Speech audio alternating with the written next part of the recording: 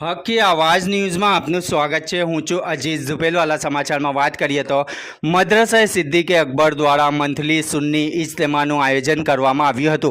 વડોદરા શહેરના પાનીગેટ વિસ્તારમાં સાબરી મસ્જિદ ખાતે ગત રાત્રે સુન્ની ઇજ્તેમાનું આયોજન કરવામાં આવ્યું હતું, જેમાં આલમી શોહરત યાફતા શનાખ્વા મદ્દાહે ખૈરુલ અનામ બુલબુલે બાગે રિસાલત પ્રોફેસર અલહાજ कारी रिजवान साहेब रजवी रुकने मजलिसे सुरा सुन्नी दावत इस्लामी मुंबईए शानदार तकरीर करी हती, जेमां नमाज, रोजा, जकात, हज विषे समझन आपी हती।